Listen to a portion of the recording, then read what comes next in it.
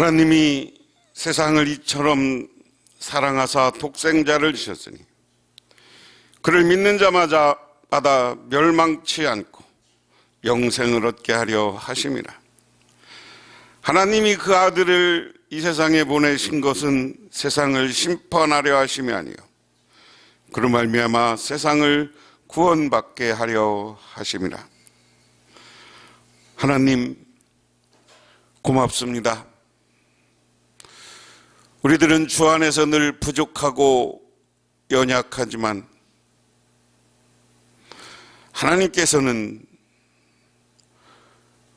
우리를 한없이 사랑하고 사랑하시어서 우리가 하나님을 배신하고 멀리 떠났음에도 수많은 예언자들과 선지자들을 보내주시고 끝내는 당신의 아들 독생자 예수 그리스도를 이 땅에 보내셔서 십자가와 고난의 길을 통해서 그리고 십자가 보혈을 통해서 우리의 죄를 사하시고 우리들에게 영원한 하나님 나라에 들어갈 수 있는 기회를 주셨습니다. 그러므로 우리들 우리 주 예수 그리스도를 메시아로 고백하고 그분의 이 땅의 삶과 부활과 승천과 하나님 나라를 믿고 하나님을 나라를 향해서 살아가는 우리 모두가 되게 하옵소서. 예수님 이름 받들어 기도드리옵나이다. 아멘. 하나님의 말씀은 호세아서 6장 1절에서 11절, 구약성경 1261쪽입니다. 1945년 8월 6일에 일본 히로시마에 원자폭탄이 투하되어 일본은 연합군에게 항복을 하는 결정적인 계기가 되었습니다. 그런데 히로시마에는 5월부터 전단지가 대량으로 살포되었습니다. 그 내용은 다음과 같은 사항입니다. 히로시마 시민들에게 경고한다. 히로시마 시민들은 1945년 8월 6일 오전 8시까지 시내로부터 50km 밖으로 대피하라. 미 공군. 그런데 그 전단지를 주워 읽은 사람 중에는 경고를 받아들여 떠나는 소수의 사람들도 있었지만 대부분 시민들은 심리전으로 위협하는 것일 테니 그냥 이대로 있자는 생각으로 남아 있었습니다. 다른 날과 같이 직장으로 출근하고 학생들도 학교에 등교했습니다.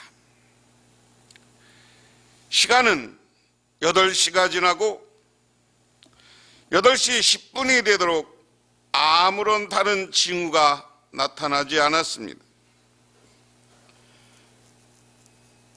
경고장은 거짓말이었나 보다 하고 생각하고 공연히 경고에 따라 도시를 떠나갔으면 겁쟁이라고 비웃음거리가 될 뻔했다고 다행이라고 생각하는 순간 하늘에 미 공군 B-29 폭격기 2대가 나타나더니 작은 난로 크기의 물체를 하나 떨어뜨리고는 사라졌습니다.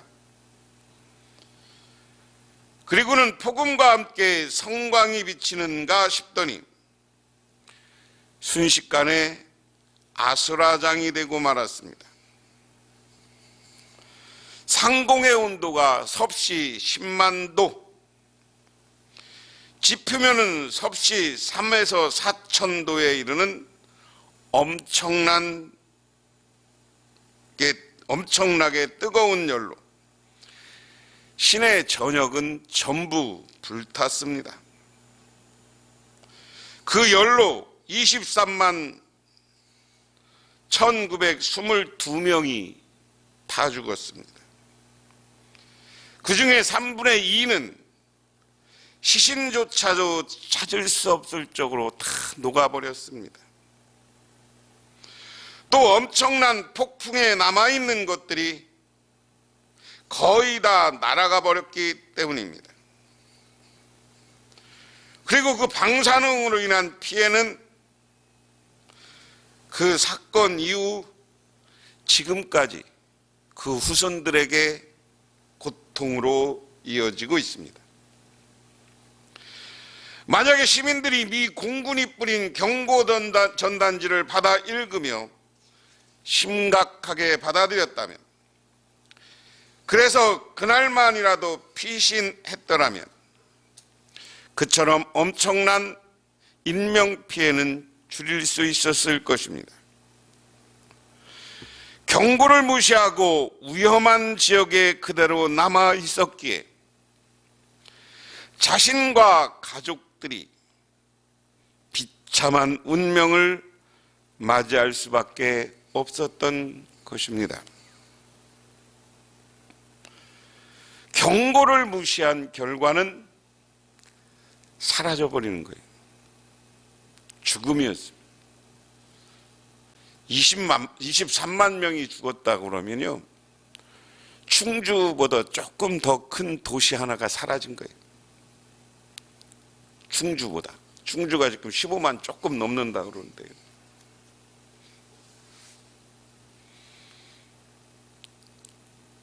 중국에 23만 되는 도시가 없습니다. 충주보다도 큰 거죠.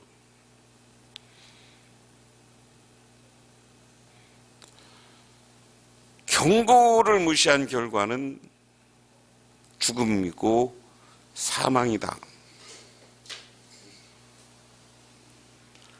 오늘 본문은 1절에서 3절은 하나님의 사랑에 대해서 이야기하는 거고, 4절부터 마지막 절까지는 이스라엘이 그럼에도 불구하고 깨닫지 못하고 죄진 것, 반역의 내용, 그리고 그 결과는 무엇인가에 대해서 이야기합니다.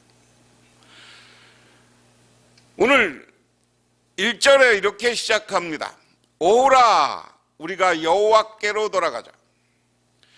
여호와께서 우리를 찢으셨으니 도로 낫게 하실 것이요, 우리를 치셨으나 싸매어 주실 것임이라.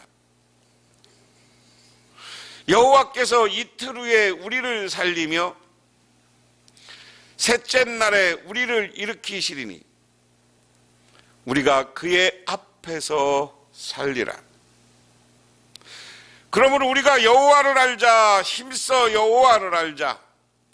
그의 나타나심은 새벽의 빛같이 어김없나니 비와 같이 땅을 적시는 늦은 비와 같이 우리에게 임하시리라 하니라.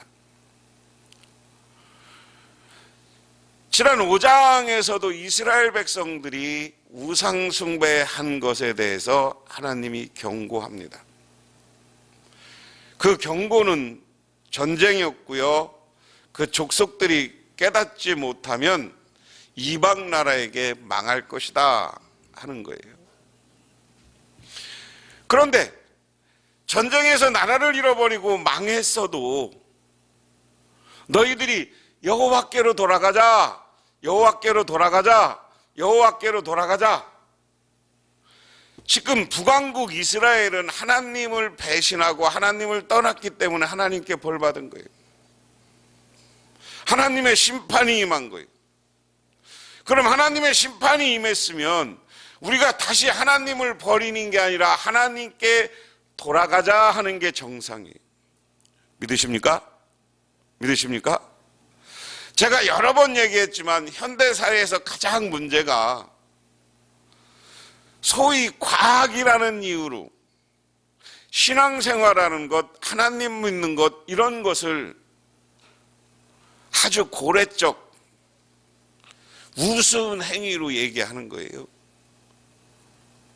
아직도 교회 다니십니까? 아직도 하나님을 믿으세요? 이게 우리에게 던져지는 세상 사람들의 질문입니다. 에이, 신이라는 건 우리 사람들이 만들어낸 것이지. 응? 신이라는 건 우리 사람들이 만들어내서 거기서 하는 것이지. 그런데 뭔 하나님을 믿어? 예수도 철학자에 불과해. 위대한 사상가에 불과해. 예수님이나 마호메트나 공자나 석가나 뭐 그게 그거지. 그렇게 이야기하는 거죠.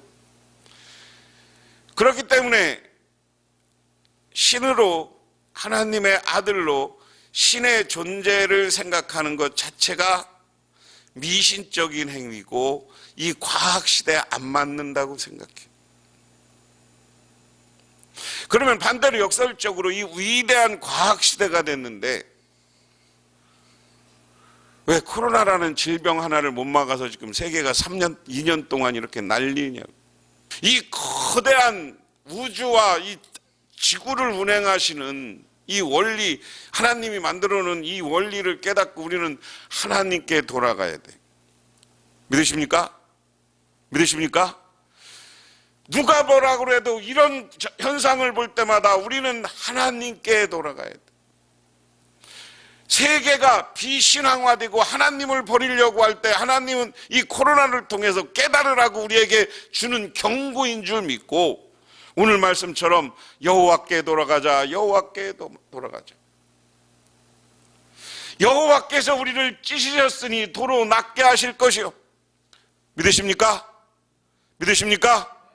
우리가 하나님을 믿으면 우리를 찢어서 버렸지만 우리가 병들게 했지만 하나님께 돌아가 기도하면 이것을 새로 낫게 하고 우리를 치료해 주시는 분이 우리 하나님이신 줄 믿으시기 바랍니다. 이게 중요한 거예요. 그래서 우리를 치료하고 싸매줄 것이다. 여호와께서 이틀 후에 우리를 살리시며 셋째 날에 우리를 일으키시리니 우리가 그의 앞에 살리라. 여기 중요한 게 셋째 날, 넷째 날이니까 이건 수치로 얘기하는 게 아니라 미래를 얘기하는 거예요. 우리가 하나님께로 돌아오면 지금 고난과 역경과 어려움이 있을지라도 우리 하나님은 우리가 믿음을 도로 찾을 때 새롭게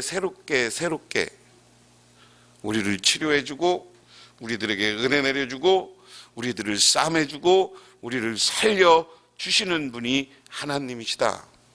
우리를 일으켜 주시는 분이 하나님이시다. 믿으십니까? 믿으십니까? 이 믿음을 가져야 돼요. 하나님이 병들어 있는 세계, 흩어져 있는 세계, 고난받는 우리들을 새롭게 살리시고 새롭게 일으켜 주시고 새롭게 병 고쳐 주시고 새롭게 싸매 주시고. 그리고 나서 이제 3절은 뭐냐? 우리가 여호와를 알자, 힘써 여호와를 알자. 이거 말을 바꾸면 여호와를 알자는 건 뭐예요? 우리가 하나님을 알으려면 어떻게? 성경 보고, 성경 말씀 보고, 설교 시간에, 그리고 우리 수요일 날 이 강의 시간에 제가 이 말씀들 하나하나 읽는 말씀들을 내 말씀으로 하나님이 우리에게 주는 지혜로 받아들여야 되는 거예요. 그리고 나서 하나님 앞에 두 번째로 하나님을 알려면 뭐 어떻게 기도해야 되는 거예요. 여러분, 기도는 두 가지 방법이 있어요. 내가 하나님께 간구하고 하나님 앞에 이거 해달라고 외치는 게 있어요. 그게 첫 번째예요. 또 하나의 기도는 뭐냐? 하나님의 말씀을 듣는 기도야. 그래서 제가 여러분 묵상으로 조용히 기도하라 할 때는 그게 하나님의 말을 좀 들으고 느껴보라는 거예요.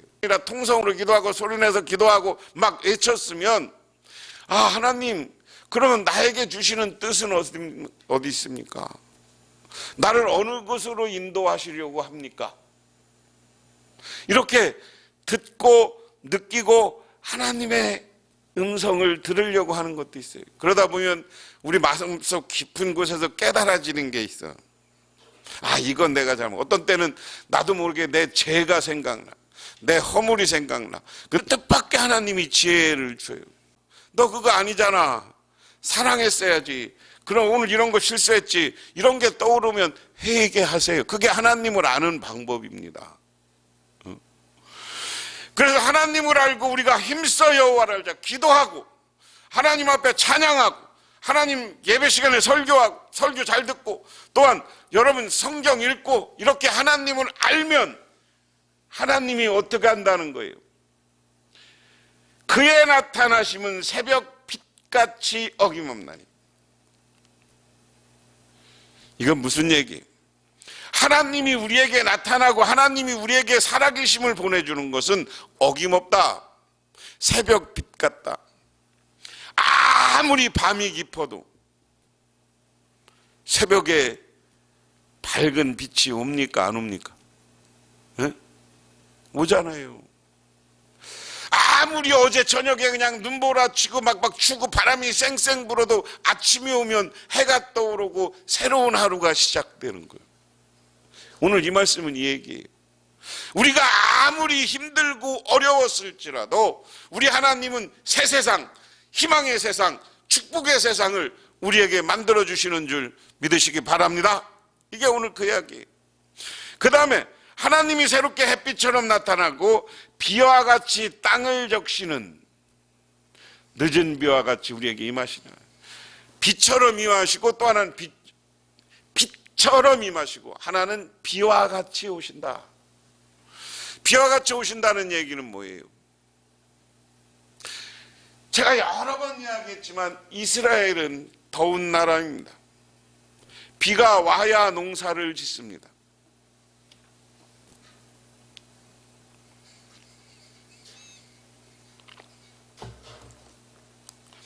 비가 와야 농사를 줘.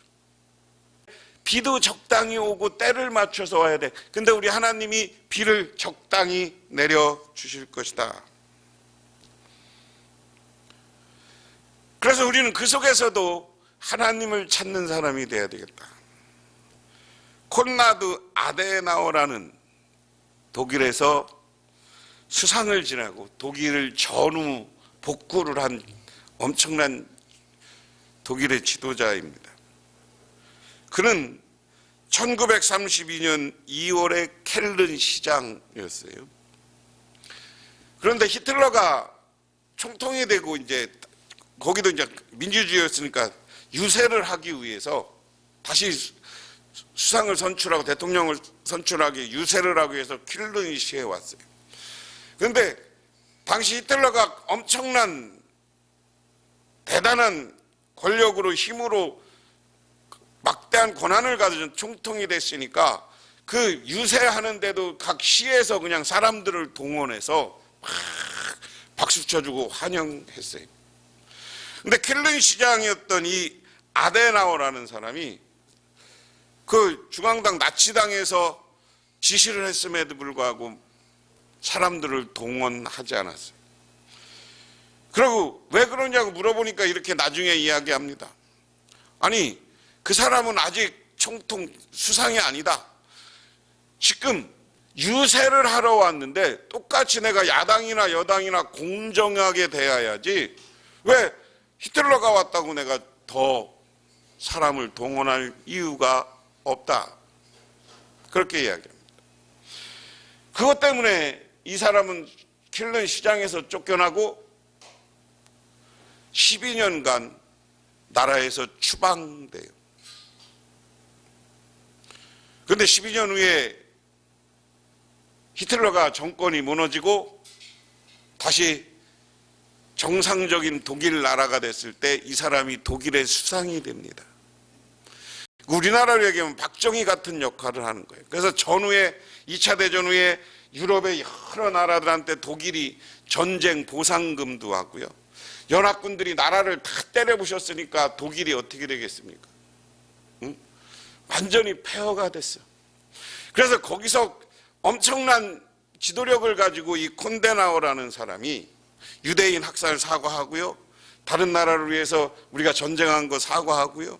그리고 막 이 전쟁 그 보상금 이런 협상을 하고 나라는 경제 부흥 운동을 해서 독일 경제를 살려요. 그걸 우리는 뭐라고 그럽니까? 나일강의 기적. 나인강, 독일을 흐르는 강이 나인강이야. 나인강의 기적이라. 그거 보면 우리 하나님이 참 재밌다. 히틀러와 같은 독재자가 있는 시대에 정상적으로 사고하고 정상적으로 생각하고 신앙이 깊은 사람을 미리 예비해 놓고, 비록 그가 히틀러 치하에서는 추방당했었지만 새롭게 독일을 만드는 일꾼으로 사용하셨다. 그랬을 때 하나님은 한 지도자가 올바른 믿음으로 바뀌니까, 올바른 신앙인으로 바뀌니까 독일이 경제 부흥할 수 있도록 축복해 주었는 줄 믿으시기 바랍니다. 그게 오늘 1절에서 3절까지 내용이고요. 그 다음에 4절부터는 책망하는 내용이에요. 니들이 하나님이 이렇게 회복시켜 줄 건데 아직도 회개하지 않았다. 에브라임아, 내가 내게 어떻게 하랴? 유다야, 내가 내게 어떻게 하랴? 너희의 인애가 아침 구름같이 시없어지는 이슬 같구나. 야, 너희들이 재밌는, 이게 참 시적이고 재밌는 표현이에요. 하나님 뭐라고 하는, 야, 니들이 인애라는 것은 사랑이라는 겁니다. 이 인애라는 말은 사랑이라는 말이고, 6절에 가면 나는 인애를 원하고 제사를 원치 아니하며 번제보다 하나님 하는 것을, 여기 인애라는 말은 히브리 말로 헤세드 이렇게 이야기합니다. 여기는 인애 이렇게 이야기했습니다만, 헤세드라는 말은 사랑, 자비 이렇게 번역되는 거예요. 근데 우리는 인애라는 단어로 번역했어요. 너희들의 사랑과 자비가 시없어지는 새벽 아침 구름이나 시없어지는 이슬 같다. 야, 너희들이 하나님을 사랑한다고 하는데, 하나님을 사랑한다고 하는데 아침에 구름 같아. 아침에 구름이 쫙 꼈다가 해가 뜨면 금방 사라지는 구름, 아침에 이슬 같아. 아침에 영롱한 이슬이었지만 해가 뜨면 사라져. 그것처럼 이스라엘이들은 하나님을 향한 사랑, 너희 민족끼들의 사랑, 이 인애가 빨리 없어지는구나. 내가 너희들의 자비가 하나님을 번제보다 더 중요하다고 그랬다. 사랑이 예배보다 중요하다는 거예요. 요즘 말로 하면. 교회의 예배의 완성은 사랑입니다. 교회 와서 하나님께 예배드리면 여러분들은 사랑의 마음을 가져야 돼. 교인을 사랑하고 이웃을 사랑하고, 그게 실천돼야 예배가 완성되는 거예요. 그래서 오늘 하나님이 뭐라고 합니까? 3절에 그들은 아담처럼 언약을 여기고 거기에서 나를 반역하였느니라. 쭉 그래. 9절에 강도 때가 사람을 기다린 같이 제사장의 무리가 세겜길에서 살인하니 그들이 사악하게 행하였더라. 누가 타락했는데? 니들은 아담처럼 하나님과의 약속을 버렸고, 제사장들이 강도죄처럼, 제사장 오늘날 목사들이 사람들을 그냥 하나님을 배신하고 사람들을 죽여. 이런 강도 같은 너희들을 모습 보면서 그러면 하나님이 어떻게 할 것이냐? 5절에 내가 이스라엘 집에서 가증한 일을 보았나니 거기서 에브라임은 음행하였고 이스라엘은 더럽혀졌느니라. 또한 유다여, 내가 내 백성을 사로잡음을 돌이킬 때 내게도 추수할 일을 정하였느니라. 오늘 제일 중요한 것은 이 추수할 일을 정하였다. 마지막 때가 되면 하나님이 우리를 심판한다는 거예요. 그게 신약 성경에 보면 예수님이 뭐라고 그럽니까? 알곡은 곡간에 들이지만 알곡이 아닌 흩어진 것은 어떻게 다 흩어버리고 태워버리는 거예요. 하나님이 마지막 때에 심판하겠다 하는 말씀입니다.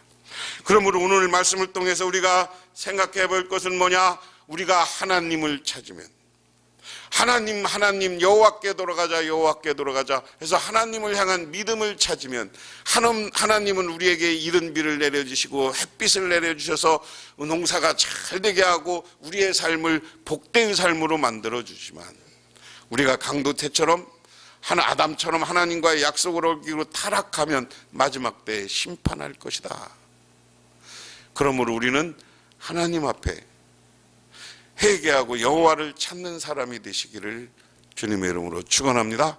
기도하겠습니다. 하나님 고맙습니다. 이 시간 하나님의 은혜와 은총을 기억하며 저희들 주님께 나와 기도하고 간구합니다. 아버지 하나님, 이 시간 도와주시옵소서. 우리들이 하나님을 찾을 때 하늘에 복을 내려 주시옵소서. 이 나라와 이 민족이 하나님을 저버렸을 때 오는 위기 속에 다시 여호와께 돌아가자 하는 믿음을 갖게 하옵소서.